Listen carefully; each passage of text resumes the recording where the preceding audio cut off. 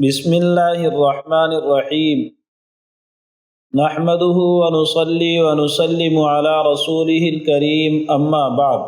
ابھی تک آپ کے سامنے وضو کے فرائض آ چکے ہیں کہ کیا کیا عمل وضو میں فرض ہے جس کے بغیر وضو ہوگا ہی نہیں، اور وضو کی سنتیں بھی آ چکی ہیں کہ کس کس عمل کو ہم کریں تو ہمارا وضو اللہ کے رسول صلی اللہ علیہ وسلم کے طریقے کے مطابق ہو سکے۔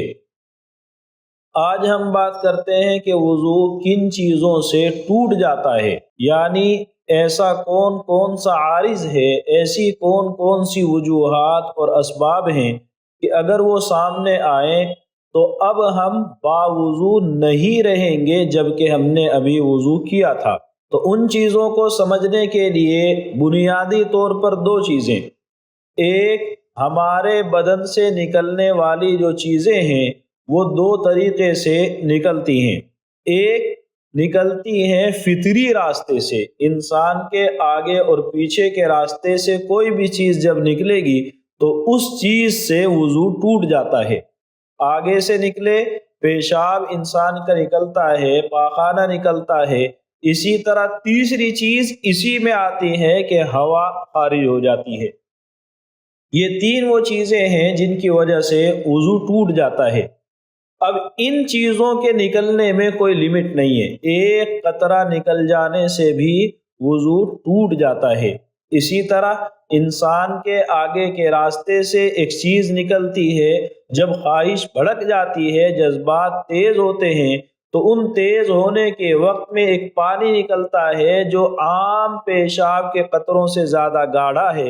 ایک خاص پانی مادہ منویہ ہوتا ہے جس سے غسل فرض ہوتا ہے، وہ آپ کو معلوم ہے، انشاءاللہ اگلی مرتبہ جب ہم بیٹھیں گے تو وہ چیز سامنے آئے گی۔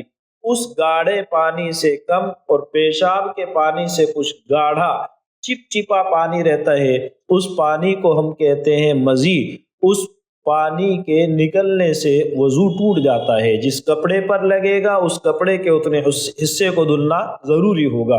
تو انسان کے آگے کے راستے سے کوئی چیز نکلے، پیچھے کے راستے سے کوئی چیز نکلے، اس سے وضو ٹوٹ جاتا ہے، چاہے جتنا نکلے، چاہے جیسے نکلے۔ دوسری چیز ہے ان عام راستوں سے نہیں نکل رہا ہے بلکہ بدن کے کسی اور حصے سے نکلتا ہے۔ کسی اور حصے سے نکلنے کا مطلب کسی بھی جگہ سے خون نکلتا ہے یا پیپ نکلتا ہے، اور پیپ کی کئی شکلیں ہوتی ہیں، کسی بھی شکل میں نام آپ الگ رکھیں، وضو توڑنے میں سب برابر ہے۔ تو اگر خون نکلتا ہے یا پیپ نکلتا ہے اور نکل کر بہہ جاتا ہے، بہنے کا مطلب جہاں سے آیا بلب کی شکل میں تھا اور وہی کا وہی سوکھ گیا تو اس کو بہنا نہیں کہتے۔ وہاں سے نکلا، جہاں سے نکلا اس سے تھوڑا سا آگے پیچھے ادھر ادھر کھال پر ہی لگائے، اب ہم کہیں گے بہہ گیا۔ تو اس بہہ جانے سے انسان کا وضو ٹوٹ جاتا ہے۔ یہی شکل پیپ کی ہے۔ آپ کو زخم ہے، اس زخم کے اوپر آپ نے پٹی باندھی ہے اور پٹی کے اندر خون ہے، آپ کو معلوم ہے، لیکن اندر ہے، دکھ نہیں رہا ہے، تو ابھی بھی ہم کہیں گے آپ کا وضو نہیں ٹوٹا ہے۔ پٹی کے اوپر خون آ گیا، ظاہر ہو رہا ہے، اب ہم کہیں گے کہ آپ کا وضو ٹوٹ گیا ہے۔ تو انسان کے بدن سے کوئی چیز نکلے، اگر نارمل راستوں کے علاوہ سے نکل رہی ہے تو خون ہو یا پیپ ہو، اگر وہ نکل جائے اور نکل کر کے بہہ جائے تو اس صورت میں بھی انسان کا وضو ٹوٹ جاتا ہے۔ اسی طریقے سے تیسری چیز، گنتی میں کئی چیزیں ہو گئی لیکن ذہن میں بٹھانے کے لیے تیسری چیز اب ہمارے پاس ہے کہ آدمی کے منہ سے نکل جائے، جس کو ہم کہتے ہیں قے یا الٹی یا وومیٹنگ۔ جب یہ ہوتی ہے تو اس کی کئی شکلیں ہیں۔ بلغم نکل رہا ہے، وضو نہیں ٹوٹے گا۔ اس کے علاوہ کوئی چیز نکلی، ہلکی سی آئی، وہی کا وہیں چلی گئی۔ آدمی کو کبھی طبیعت کے خراب ہونے کے وقت یا کسی اور وجہ سے محسوس ہوتا ہے کچھ نکلا لیکن وہ واپس وہیں کا وہیں اندر داخل ہو گیا، تو اس سے بھی وضو نہیں ٹوٹتا ہے۔ آدمی کو الٹی ہوئی، الٹی ہونے کا مطلب تھا تھوڑا بہت کچھ آیا، پانی کی شکل میں الٹی تھی، کھانے کی شکل میں الٹی تھی، تیزابیت کی شکل میں کوئی چیز نکل کر کے آ گئی ہے، لیکن وہ بہت معمولی سی تھی، باہر تھوک بھی دیا آپ نے، تو اس سے وضو نہیں ٹوٹتا ہے۔ نکلا اور کچھ بھی نکلا، کھانے کی ہو یا کوئی بھی شکل ہو، بلغم نہیں ہے، جب نکل کر کے آئی الٹی کی شکل میں کوئی چیز اور اتنی تھی کہ منہ بھر کے تھی، منہ بھرنے کا مطلب منہ بھر کے چیک نہیں کرنا ہوتا ہے، منہ بھرنے کا مطلب ہوتا ہے کہ اب منہ نارملی بند نہیں رہ سکتا، اس کے نکلنے کے وقت آپ زور لگا کر کے بند کرنا چاہیں وہ ایک بہت ہی زیادہ گندگی کی ایک چیز ہے، شرم والی چیز ہے، لیکن آپ نارملی اپنا منہ چھوڑ دیں گے تو اس کے نکلنے کے وقت منہ بند نہیں رہ سکتا، تو اس کو ہم کہتے ہیں کہ یہ منہ بھر کے ہے۔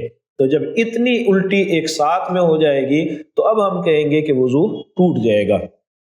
تو آدمی کے فطری راستوں سے کوئی چیز نکلتی ہے، آدمی کو خون یا پیپ نکلتا ہے اور نکل کر کے بہہ جاتا ہے، اس سے بھی وضو ٹوٹ جاتا ہے، الٹی ہو جائے اور منہ بھر کے ہو جائے اس سے بھی وضو ٹوٹ جاتا ہے۔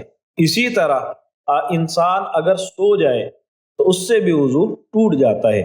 سونے کا مطلب ہوتا ہے ایسی حالت میں سو جانا کہ انسان کے جوڑ بند ڈھیلے پڑ جائیں۔ ایسی حالت کون سی ہوتی ہے؟ کوئی بھی ایسی شکل جس میں آپ کسی چیز پر سہارا لگا کر، ٹیک لگا کر ایسے ڈھنگ سے سو رہے ہو کہ اگر وہ سہارا ہٹا دیا جائے تو آپ گر جائیں گے، تو اس کو کہتے ہیں کہ یہ وہ حالت ہے جس میں انسان کے جوڑ بند ڈھیلے ہو جاتے ہیں۔ اور اسی سے ہم کہتے ہیں نماز کی جتنی حالتیں، مرد کی نماز کی جتنی حالتیں ہیں، ان تمام حالتوں میں آپ سوتے ہیں تو آپ کا وضو نہیں ٹوٹتا ہے۔ کھڑا ہونا نماز کی حالتوں میں سے ایک ہے، جھکنا رکوع میں چلے جانا ایک حالت ہے، اسی طریقے سے ایسے بیٹھنا جیسے نماز میں بیٹھتے ہیں ویسے بیٹھنے کی حالت بھی نماز کی حالت ہے، اسی طریقے سے سجدے میں چلے جانا یہ بھی نماز کی ایک حالت ہے، لیکن تھوڑا سا فرق ہے۔ مرد جب سجدہ کرتا ہے تو اس کی کمر اوپر اٹھ کر کے رہتی ہے، اس کا پہلو ہاتھ جو ہے پہلو سے الگ رہتے ہیں، یعنی ایسے رہتا ہے کہ ابھی بھی بدن ٹائٹ ہے، جبکہ مرد کی بنسبت عورت جب سجدے میں جاتی ہے تو اس کو حکم ہے زمین سے چپک کر سجدہ کرے، تو ایسی حالت میں اگر نیند بھی آ گئی تو اب اس کا پورا وزن زمین کے اوپر پڑے گا، اس لیے عورت سجدے میں اگر سوتی ہے تو وضو ٹوٹ جائے گا۔ مرد کے سجدے کی حالت چونکہ اس کے بدن کو ڈھیلا نہیں پڑنے دیتی ہے، اس لیے مرد اگر سجدے میں سوتا ہے تو اس کا وضو نہیں ٹوٹے گا، عورت اگر سجدے میں سوتی ہے تو وضو ٹوٹ جائے گا۔ تو آدمی کا وضو ٹوٹ جاتا ہے ان چند چیزوں سے کہ فطری راستوں سے کوئی چیز نکلے، یا اسی طریقے سے خون پیپ نکلے اور نکل کر بہہ جائے، اور بہے ایسی جگہ تک جس کا وضو میں یا غسل میں دھونا فرض ہے۔ دونوں میں سے ایک میں آپ کو کلی کرنا غسل میں فرض ہے، تو منہ کے اندر خون نکلا ہے، زبان پر باہر آپ دیکھ رہے ہیں، تو اس صورت میں آپ کا وضو ٹوٹ جائے گا۔ اسی طریقے سے ناک میں پانی ڈالنا غسل میں فرض ہے، وہاں اگر خون نکلے گا، نکل کر کے وہاں تک آ گیا تو آپ کے اوپر وضو کرنا فرض ہو جائے گا۔ اسی طریقے سے دانت میں سے خون نکل رہا ہے تو کلی کرنا غسل کے اندر فرض ہے، تو یہ بھی اس شکل میں بھی آپ کا وضو ٹوٹ جائے گا۔ البتہ آنکھوں کو دھونا، اندرونی حصے کو دھونا آنکھوں کے، نہ غسل میں فرض ہے نہ وضو میں فرض ہے، تو اگر آنکھوں کے اندر کوئی ہلکا تھوڑا بہت خون نکلتا ہے اور وہ آنکھوں کے اندر ہی اندر رہتا ہے، باہر کھال پر نہیں آتا ہے، تو اس سے وضو نہیں ٹوٹتا ہے۔ سونے سے وضو ٹوٹ جاتا ہے جبکہ شکل میں ہو۔ ایک سونا وہ ہوتا ہے جس میں آپ ابھی ہلکی سی آنکھ لگی اور فوراً سامنے سے ٹوک دیا یا خود ہی جھٹکے سے آنکھ کھل جاتی ہے، اس کو آپ کہتے ہیں کہ اونگ آ رہی ہے، اس سے نہیں، باقاعدہ جو نیند ہوتی ہے اس سے وضو ٹوٹ جاتا ہے۔ اسی طریقے سے ٹھٹا مار کر مکمل نماز میں ہنس دینا، اس سے بھی وضو ٹوٹ جاتا ہے۔ ایک تو ہوتی ہے ہلکی سی اسمائل، مسکراہٹ، جس میں آپ کی بالکل آواز نہیں آتی ہے، دوسری ہوتی ہے ضحک کہ اس میں آپ کے چہرے پر مسکراہٹ بھی ہے اور ہلکی سی آواز بھی پیدا ہوتی ہے، اس سے نماز ٹوٹتی ہے، وضو نہیں ٹوٹتا ہے۔ اور تیسری ایسی آواز جس کو آس پاس کے لوگ سن لے، اس کو ٹھٹا کہتے ہیں۔ تو اگر یہ ٹھٹا لگانا مکمل نماز کے اندر ہے، جس نماز میں رکوع سجدہ ہوتا ہے اس نماز میں ہے، تو اب آپ کا وضو ٹوٹ جائے گا، اور وہ نماز جنازے کی نماز نہیں ہے، اس میں آپ رکوع سجدہ نہیں کرتے ہیں، تو وہاں اگر ٹھٹا لگایا بے غیرتی تو ہے لیکن وضو نہیں ٹوٹتا ہے۔ اسی طریقے سے آپ قرآن پڑھ رہے تھے، سجدہ تلاوت آپ پر واجب ہوا، اس سجدہ تلاوت کے دوران ٹھٹا لگایا تو ابھی بھی وضو نہیں ٹوٹتا ہے۔ اسی طریقے سے ایک چیز ہے کہ آپ بے ہوش ہو گئے، بے ہوش ہونا چاہے انجیکشن کی وجہ سے، علاج کی وجہ سے، چوٹ کی وجہ سے، بیماری کی وجہ سے، کسی بھی وجہ سے، جب انسان ایسے ڈھنگ سے بے ہوش ہو جائے کہ اس کو آس پاس کی چیزوں کا پتہ نہ ہو تو اس سے بھی وضو ٹوٹ جاتا ہے۔ دھیان رہے سونے سے اور اس بے ہوشی سے، اسی طرح ایک تیسری چیز اور شامل کر لیں، پاگل ہو جانے سے بھی وضو ٹوٹ جاتا ہے۔ تو ان تینوں وجہوں کے اندر وضو کے ٹوٹنے کی بنیاد یہ ہے کہ آپ کا وضو ہے یا نہیں آپ کو پتہ نہیں چلے گا اب۔ اس لیے اب یہ سمجھا جاتا ہے کہ جب انسان کے ہاتھ پیر ان چیزوں میں اس کو بے بس کر دیتے ہیں اور ڈھیلے پڑ جاتے ہیں، اور ڈھیلے پڑنے کے بعد ہوا کے نکلنے کے چانسز بہت ہوتے ہیں، اس لیے یہ مان لیا گیا انہی چیزوں کو کہ ان چیزوں سے وضو ٹوٹ جاتا ہے۔ تو یہ چند چیزیں تھیں جن کے پیش آنے سے انسان کا وضو ٹوٹتا ہے۔ البتہ ایک مسئلہ اسی سے جڑا ہوا ہے جو بہت عام ہوتا جا رہا ہے، کہیں نہ کہیں کوئی نہ کوئی اس طرح کا سوال کرتا ہے، وہ یہ ہے کہ آدمی کو قطرے آنے کا مرض ہے، تھوڑی بہت دیر کے بعد میں قطرہ آتا ہے۔ ایک قطرہ تو ہے جس کو لوگوں نے مرض بنا لیا ہے کہ پیشاب کرنے کے بعد میں قطرہ آتا ہے، کچھ لوگوں کو واقعتاً آتا ہے اور کچھ لوگوں کو خواہ کا شک ہوتا ہے۔ تو اس میں آپ کو چاہیے جب آپ استنجا کریں اچھے ڈھنگ سے کریں، ٹیشو پیپر کا استعمال کر لیں، ڈھیلے کا استعمال کر لیں، اس کے ساتھ وہیں پر بیٹھ کر کے کھکار لیں۔ اس سے بھی کام نہیں چل رہا ہے تھوڑی سی چہل قدمی کر لیں تاکہ جو کچھ قطرہ آنا ہے وہ آ جائے۔ یہ تو ایک الگ چیز ہے۔ دوسری چیز یہ ہے کہ تسلسل کے ساتھ لگاتار اس کو پیشاب آتا رہتا ہے، ایک شکل۔ دوسرا آدمی وہ ہے جس کو پیشاب آتا رہتا ہے اور ہر چند منٹ کے بعد، ہر چند لمحوں کے بعد میں پیشاب آتا ہے۔ اس کا مسئلہ ہم ابھی ذکر کرنے والے ہیں۔ اس کو شریعت کہتی ہے معذور، مجبور ہے یہ بیچارہ کہ یہ پیشاب نہیں روک سکتا، باوضو نہیں رہ سکتا۔ اسی طرح ایک وہ شخص ہے جس کو ہوا خارج ہونے کا مرض ہے، تھوڑی دیر رکتا ہے پھر ہوا خارج ہو جاتی ہے، پھر رکتا ہے پھر ہوا خارج ہو جاتی ہے۔ ایک یہاں پر بھی وہی، آپ ذہنی طور پر اپنے آپ کو اس چیز کا عادی بنا لیتے ہیں۔ آدمی کنٹرول کرنے کی کوشش کرے، کچھ دن لگیں گے لیکن ہو سکتا ہے، لیکن نہیں ہو پا رہا ہے، تو اب آپ بھی ہیں معذور اور مجبور، شریعت آپ کو بھی معذور مانتی ہے۔ اسی طرح عورت کو خون آتا ہے ہر مہینے اور وہ ہوتا ہے 3 دن یا زیادہ سے زیادہ ہوتا ہے 10 دن، اس سے زیادہ نہیں ہو سکتا۔ اگر ہو رہا ہے تو وہ بیماری ہے۔ اب یہ جو زیادہ ہو رہا ہے، کبھی 11 دن ہے تو 11واں دن، اور کبھی یہ ہوتا ہے کہ یہ ہوتے ہی جا رہا ہے، مہینہ 2 مہینہ 4 مہینے 10 مہینے، تو اب لگاتار جب نہیں رک رہا ہے، اس کو بھی ہم کہہ دیتے ہیں یہ بھی شریعت کی نظر میں ہے معذور۔ تو یہ تینوں، جس کو پیشاب کے قطرے لگاتار آتے رہے، جس کو بار بار ری خارج ہوتی ہو، اسی طریقے سے عورت کو لگاتار خون بہتا رہے، یا آدمی کے بدن پر کوئی ایسا زخم ہو گیا جس میں سے خون لگاتار رستا رہتا ہے برابر، یہ ہے معذور۔ معذور بننے کے لیے شرط تھوڑی ٹائٹ ہے، بعد میں پھر نرمی ہے۔ جیسے آپ کہیں جائیں اور کسی اسکول کالج کے اندر ایڈمیشن لیں، کسی نئی جاب کے لیے آپ کام شروع کر رہے ہیں، تو شروع میں آپ کو دکھایا جاتا ہے کہ آپ کو ایسے رہنا ہے ایسے رہنا ہے، اور جب آپ عادی ہو جاتے ہیں تو آہستہ آہستہ تخفیف آتی ہے، نرمی اور آسانی آتی ہے۔ یہاں بھی اسی طرح کا آپ مسئلہ سمجھ لیں کہ آپ معذور ہیں یا نہیں، تو بننے کے لیے اس کیٹیگری میں رجسٹر ہونے کے لیے شرط تھوڑی ٹائٹ ہے۔ وہ کیا ہے؟ وہ یہ ہے کہ جب نماز کا وقت شروع ہو اور جب تک نماز ختم ہو، اس پورے وقفے کے اندر آپ کو تھوڑا وقت ایسا ملا ہی نہیں کہ آپ پاکی کی حالت میں نماز پڑھ لیں۔ مثلا ظہر کی نماز سے لے کر عصر کی نماز تک مان لیں تھوڑی دیر کے 4 گھنٹے کا وقت ہے، اور آپ کو 4 رکعت فرض پڑھنے اور ان فرض کو پڑھنے کے لیے وضو کرنے کی خاطر ٹوٹل 10 منٹ چاہیے۔ اب ان 4 گھنٹے میں لگاتار 10 منٹ آپ کو ایسے نہیں ملے جس میں آپ کو قطرہ نہ آیا ہو، جس میں آپ کو ری خارج نہ ہو رہی ہو، یا عورت کے لیے یہ مسئلہ پیدا نہ ہو رہا ہو، تو 10 منٹ چاہیے تھے، نہیں مل رہے، کہیں بھی نہیں ملے، نہ شروع میں نہ آخر میں نہ درمیان میں۔ آپ نے کوشش کی بھی ایک آدھ مرتبہ یا نہیں بھی کی، وقت اتنا لگتا ہے وہ نہیں ہو پا رہے، تو اب ہم کہیں گے کہ اب آپ معذور بن گئے۔ بننے کے لیے کیا ضروری ہوا؟ شروع سے آخر تک کوئی بھی وقت ایسا نہیں بن پایا جس میں آپ اپنا وضو کر کے نماز پڑھ لیتے۔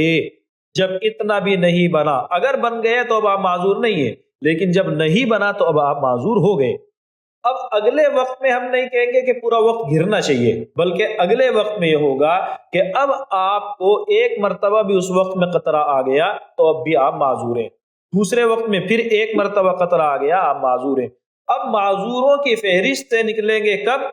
جب آپ کو ایک پورا وقت ایسا گزر جائے جس میں ایک بار بھی قطرہ نہ آیا ہو، جب ایسا وقت گزر گیا اب آپ معذور نہیں ہے، اب آپ کو پروپر باقاعدہ ہر مرتبہ مکمل طہارت کے ساتھ نماز پڑھنی ہے۔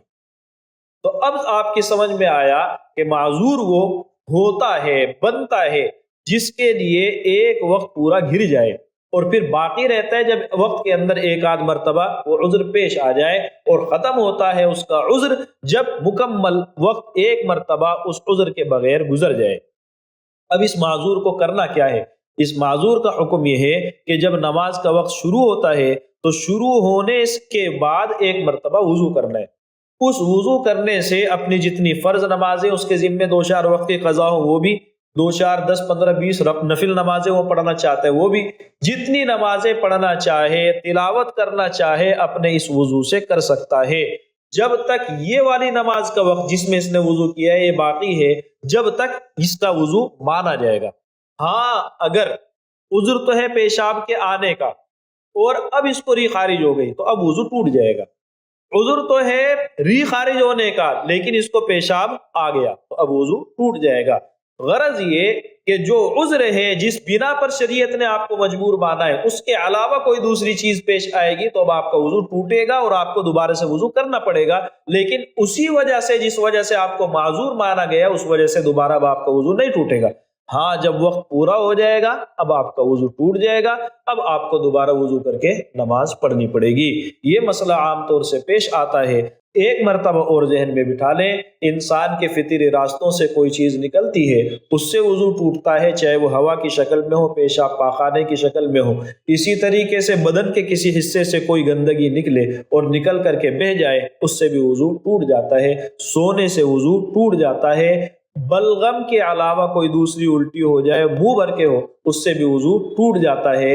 اسی طریقے سے بے ہوش ہونے سے، پاگل ہونے سے، مکمل نماز کے اندر ٹھٹھا اور قہقہ مارنے سے وضو ٹوٹ جاتا ہے۔ اللہ تعالی ہم سب کو سمجھنے کی، قدر کرنے کی، عمل کرنے کی توفیق عطا فرمائے۔ وآخر دعوانا ان الحمد للہ رب العالمین۔